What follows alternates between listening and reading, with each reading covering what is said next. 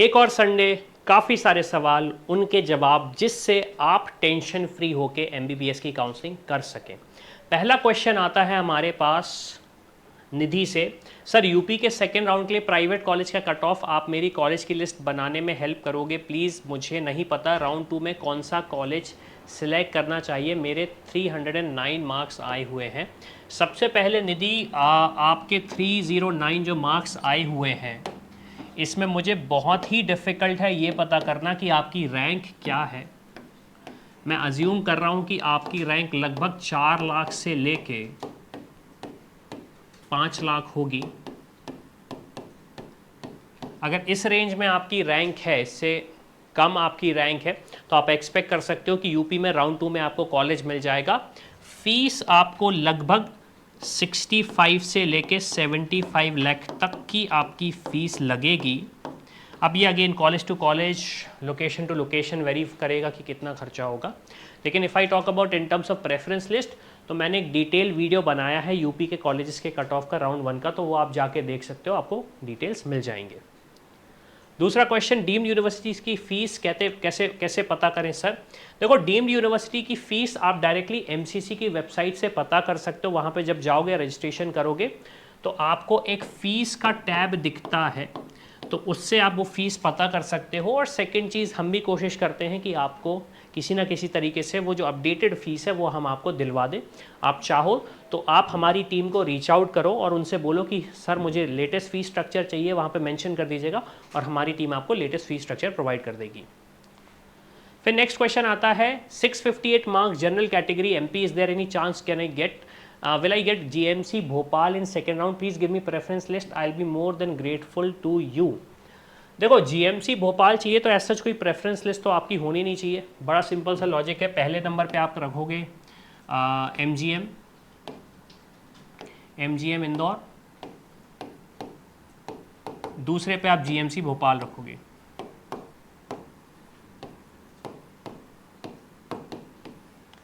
दूसरे पे आप जीएमसी भोपाल रखोगे।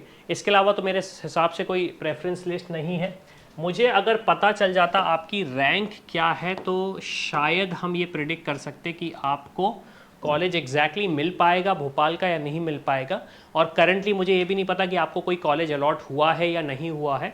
तो लेट्स होप कि जीएमसी भोपाल आपको राउंड 2 में मिल जाए। आपको करना ये होगा कि आप जाएं, अगर आपको कॉलेज अलॉट हुआ है तो पहले राउंड का कॉलेज लें और वहाँ पे विलिंगनेस टू अपग्रेड कर दें।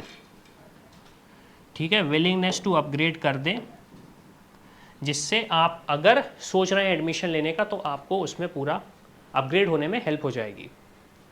Next question, all India quota 61,086 कोई गवर्नमेंट कॉलेज मिलेगा? आंसर फ्लैट नो है।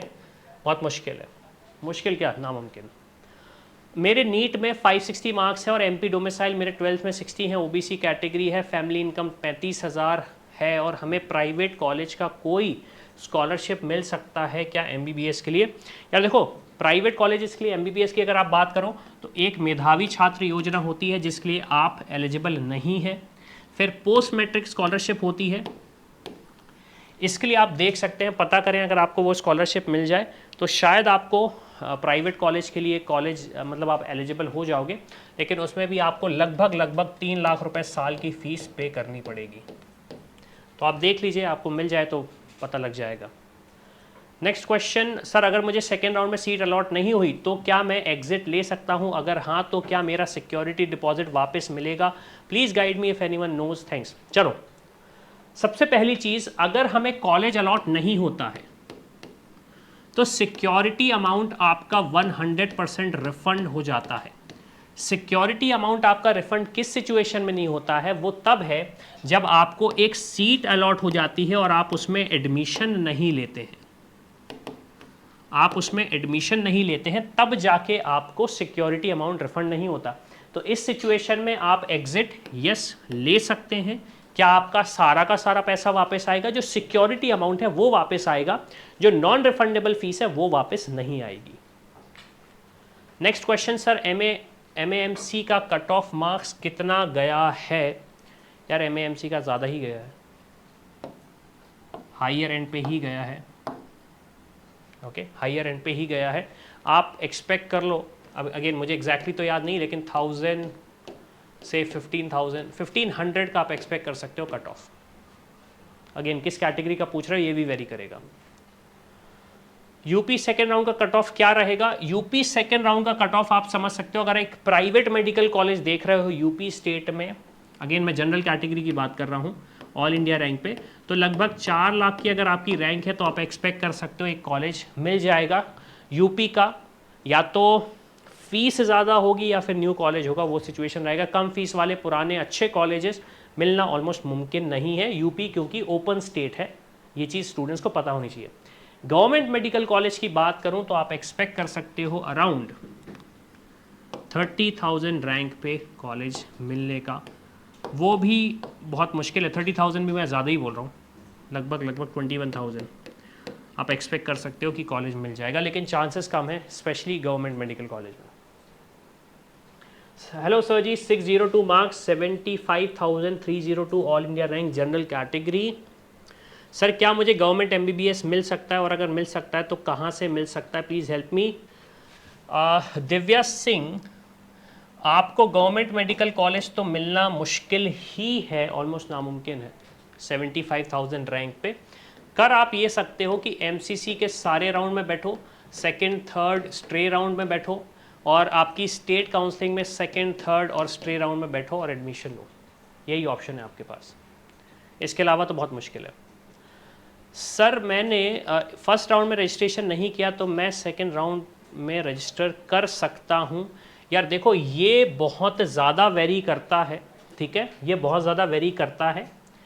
MP में अगर आप MP के स्टूडेंट हो तो यस, अगर आप MP के स्टूडेंट हो यस। केरला के लिए अगर करना चाह रहे हो तो केरला में नहीं कर पाओगे, कर्नाटका में नहीं कर पाओगे, ओके, छत्तीसगढ़ में भी नहीं कर पाओगे। तो ये आपकी स्टेट के हिसाब से आपने मेंशन नहीं किया, लेकिन अगर आप MP के हो तो आप कर सकते हो। तो होपफुली सारे क्वेश्चंस के आंसर आपको मिल गए होंगे। जो भी नए सवाल हैं प्लीज़ कमेंट करो और मुझे बताओ। तो इसी के साथ मैं हूं अविनाश, मेरा काम है रास्ता दिखाना, उस पर चल के डॉक्टर बनना आपका। I hope you like this video. For more such videos, keep watching our channel. And do not forget to like, share and subscribe.